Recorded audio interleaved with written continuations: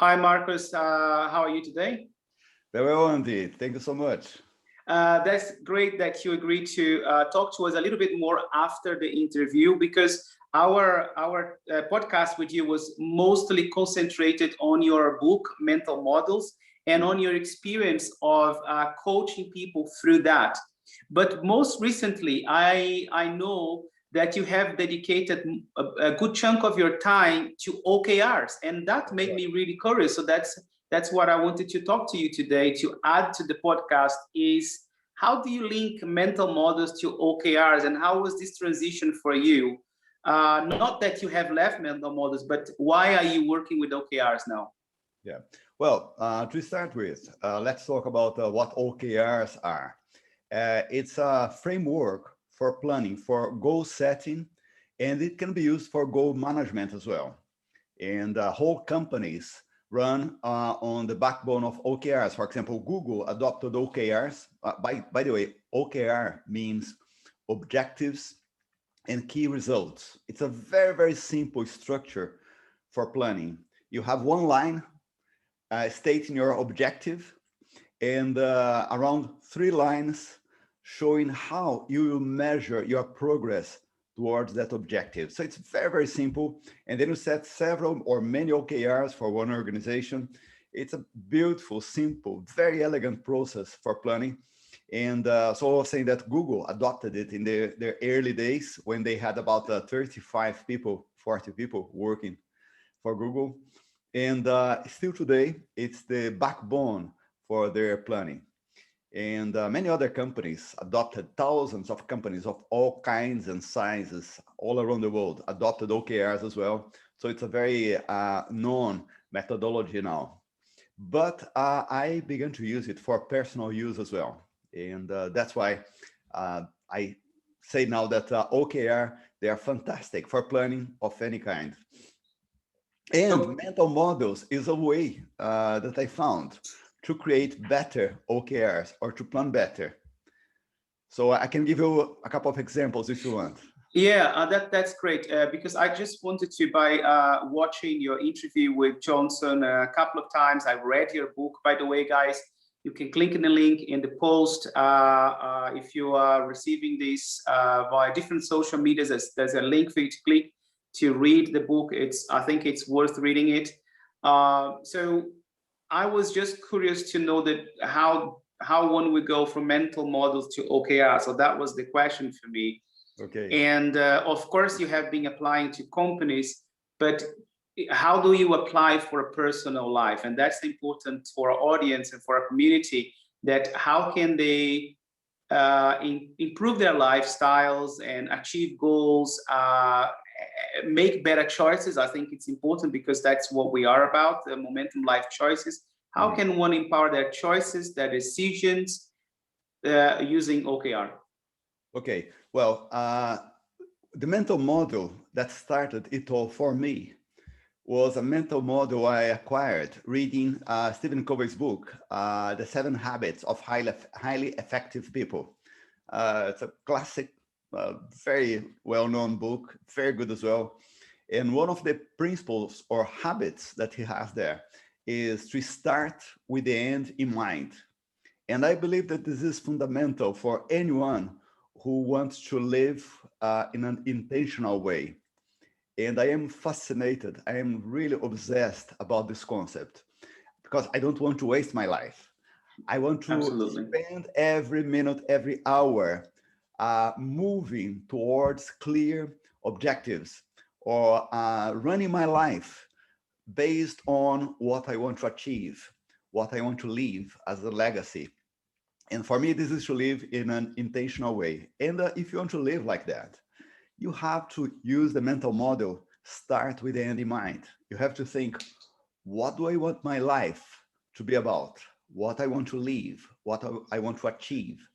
And these questions are answered through this mental model, or this is actually the principle of this mental model, start with the end in mind. So thinking of how I can live my life in an intentional way and starting with end in mind, I have to have a clear system to establish my objectives and then to execute them or to make it happen, to make them happen.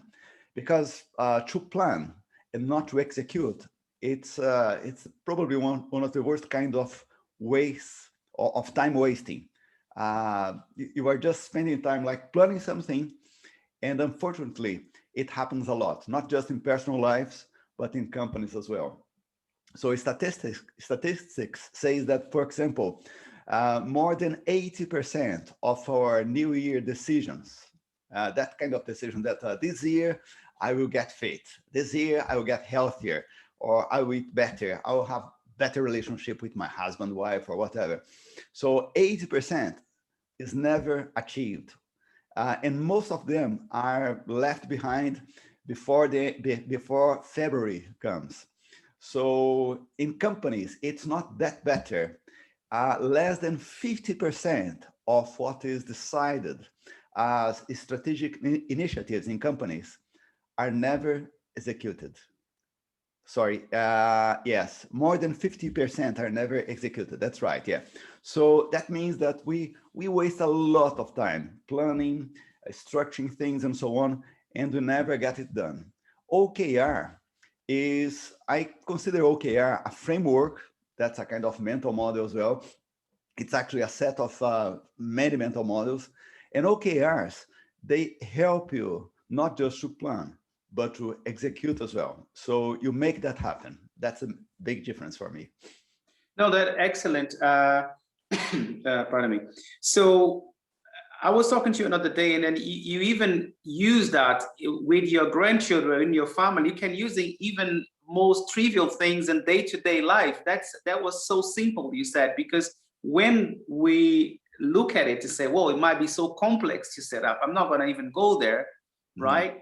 But you say that it's very simple. It is that correct?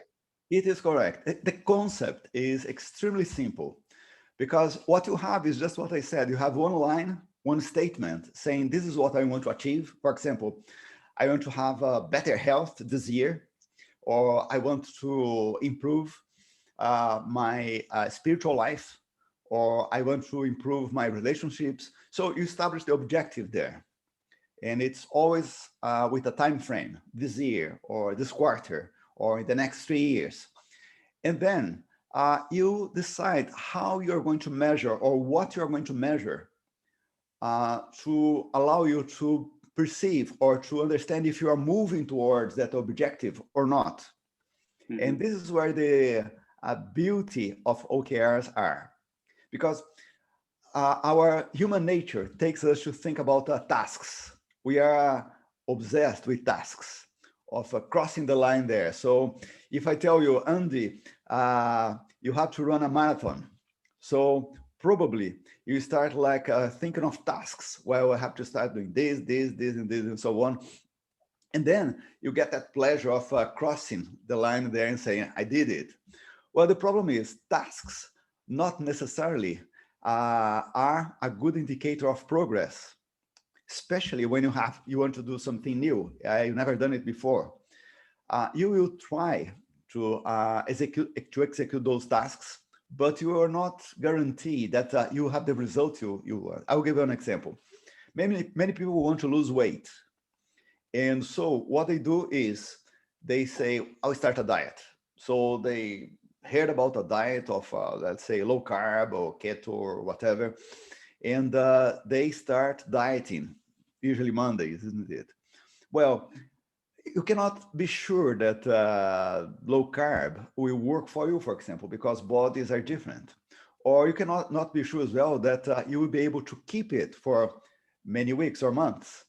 And you cannot be sure as well that your body will respond well to that kind of diet. So you are making assumptions here. And then what happens usually, if one of these things are not fit for you, you don't get results. And then you just abandon your diet until the next time when you decide to do it again. That's extremely common, as you probably know. So the problem here is that you are connecting the objective with the task, and that's not the best way to do it. What Andy Grove did, the creator of OKRs, what he did was to separate the task from the measurement of progress.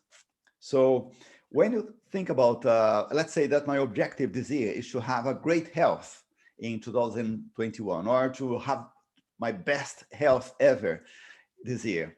So this is the objective.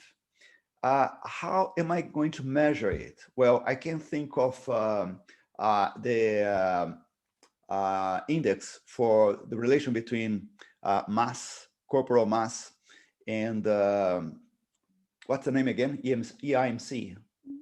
Yeah. No, IBM. Yeah. No. What's the name? Index body mass. Yeah, IBM, I think, isn't it? IBM. Yeah. No, BMI. Sorry, BMI. That's body it. mass index. The problem that we have sometimes, I think probably you and I, and many people in the audience that are not necessarily speaking English as a first language, is that we think sometimes all these acronyms in how it is in our language, and then we try to put it back. But anyways, and it was funny because we start this interview. I mean, the first trial, we start in Portuguese, both of us, and say, "Oh no, that has to be in English." But there you go. Yeah.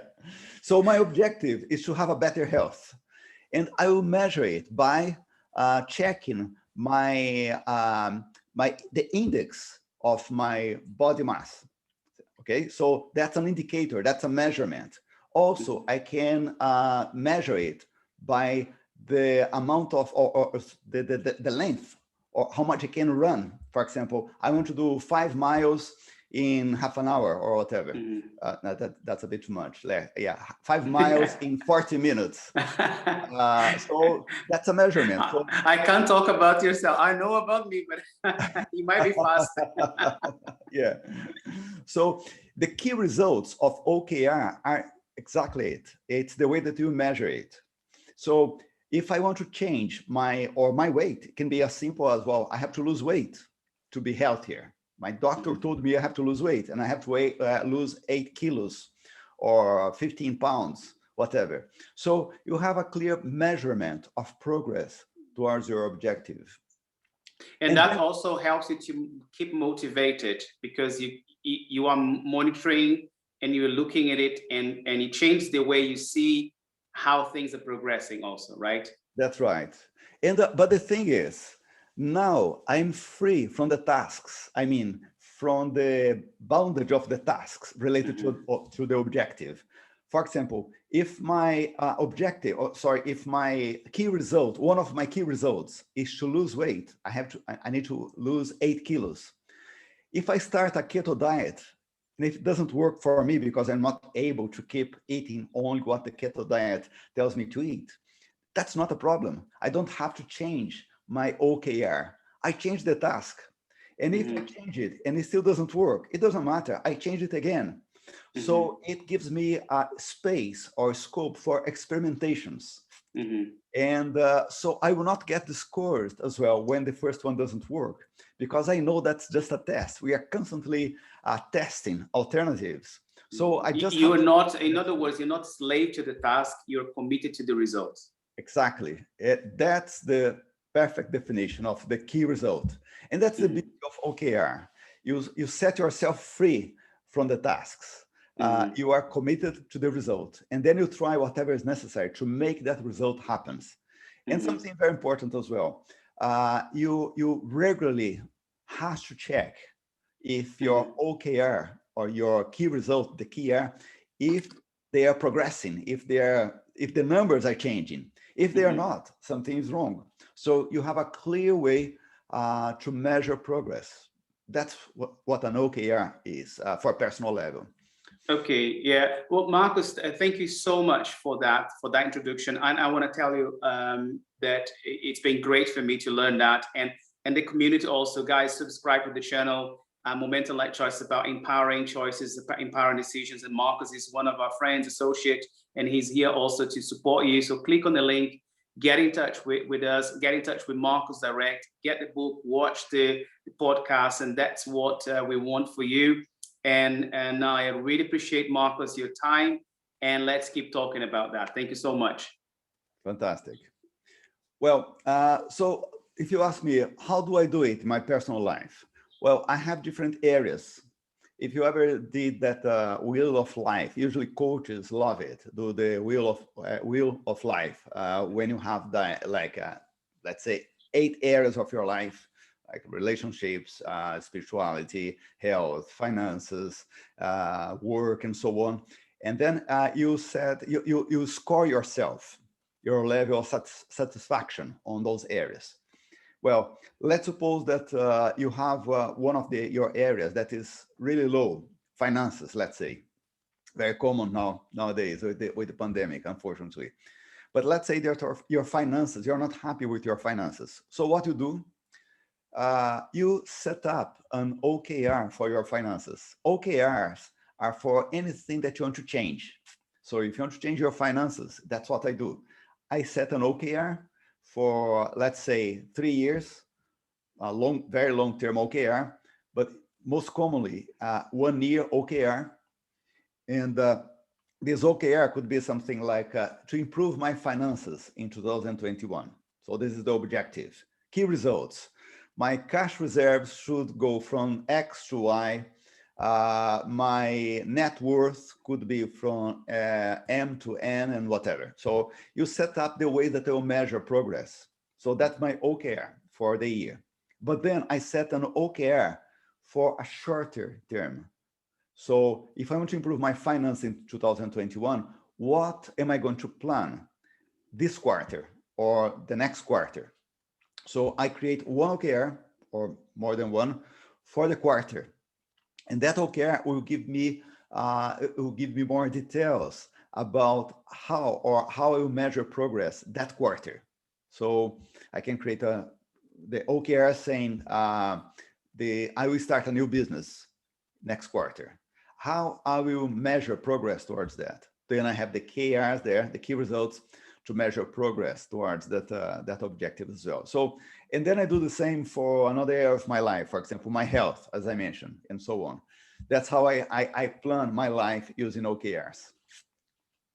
No, that's amazing. I think it's a very useful tool to have, and I think it also, if someone is stuck somewhere, it can always reach out to you and contact you also for the implementation and for support for companies, individuals, entrepreneurs. It's for everybody, right? For anyone can use OKR.